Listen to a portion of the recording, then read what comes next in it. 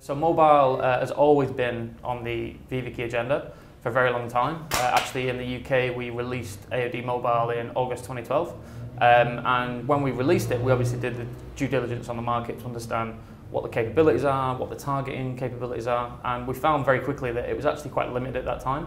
And then we kind of found a way to launch it and to make it work and to scale it up to a certain size. What we've been waiting for really is some key components of the market to come to fruition. And those key components have been the ability to frequency cap across both web and app, track conversions, and also look at the difference between the performance on web inventory and app inventory. These are two very big things in mobile, and those two things are very important because they bring mobile up to the same parity as what we've seen in display and in video. So having now the parity between display and video means that we can now use one platform to buy across video, display and mobile, which is that true multi-screen idea that everyone has on their table at any one time. But what's the challenge between the mobile web and mobile apps and the efficiency there? I think it's always been about identifying you as a user across web and app. It's very difficult to see the same person on a device that doesn't have any tracking on it and then find them again on a device that does have tracking on it. And most apps don't have the capabilities to track unless you start to think about things like software development kits, tag management solutions on mobile devices. These are basically new solutions to track, which we've started to, well, which the market has started to embrace and build into apps on mobile devices. And doing that has allowed us to start to unite web and app, and then across display and video at the same time. Native, we follow it very closely because in the US we actually just released AOD Native over there. And the reason it was released actually was because the US market in the native space has actually been quite quick in its adoption of it. Some of the most premium publishers over there, the Forbes, the Wall Street Journals, are now all having a sell option on their native products. So within the US, their native products came to fruition probably last year actually, early last year, and they were sold on an IO basis to the buyers or the advertisers in that market at that time. What we've seen over the year in 2013 and towards the end of the year is that most of the publishers are realizing that if we can get to a position where we can scale native, it is truly going to become a different channel. And that's what we've been waiting for within AOD, really, is an ability to have a platform to buy native ads on. Because we don't want to go back to that past time of having an IO here and an IO there and a call here and a call there to buy a group of native ads that aren't going to drive real scale. We want platforms, we want programmatic, we want the ability to buy audiences, all in one platform, all in one place across many different publishers. That requires a publisher buy-in before you can ever begin to dream to do it. And that's happened in the US. The UK and some of the European markets are still, I think, at that position where the publishers are just discovering native, just discovering the ability to start to sell it directly.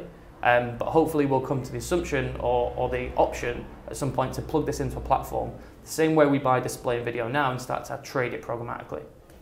So what's the difference between selling programmatically native versus what would be more traditional inventory?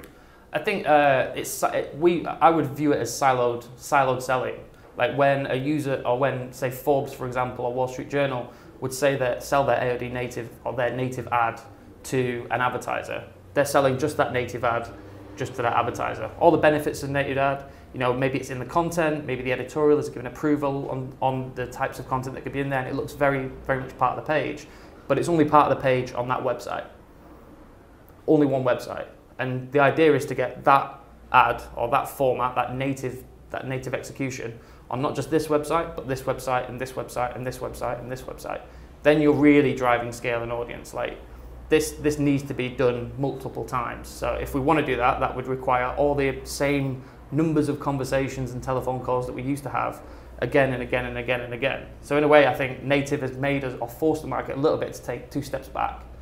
But now with most of the big publishers in the US saying, look, we want to plug our formats into a platform, let's do it. Now they're going to think, now it's becoming more of a programmatic trade.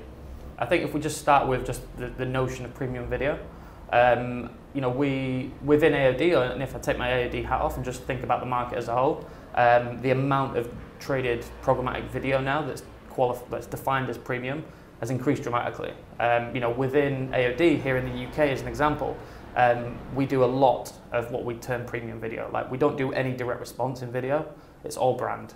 It's all, you know, big form, big nice publishers with fantastic video content that we want to put our ads next to.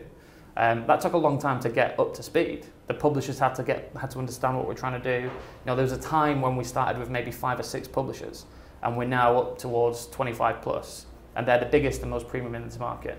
And that's the same for most other AOD markets across Europe, and definitely in the US. What we're seeing is that the change that we're seeing in the publishers is they're becoming more adoptive of this technology. And the way that video was traded 2 years ago programmatically is now totally different to the way that video is traded now programmatically. There is much more adoption by advertisers to use pure real-time bidded video as opposed to maybe a pass-back scenario on premium video. They're looking to become more responsive, more adoptive of the technology to allow them to increase their own yield, which in turn gives us the option to start to buy that better, more effectively on a broader scale at the same time. How much of premium is going into more of an RTB scenario? Quite a lot, I would say. Like, if I speak just from a UK perspective, I've seen some of the most premium publishers in our market appear on the pure real-time bidded exchanges. We've got many private marketplaces that are done through pure real-time bidded exchanges in video as well. You know, and I think it's just the testing of the water, because they're realizing, actually, you know, we've done this on display, we've managed to maintain our yield on the video the way it was traded historically. Let's try and do what we've done in display on video and try and really get this going at the same time. So yeah, I think, you know, it's definitely becoming a common norm, and I can only see it increasing.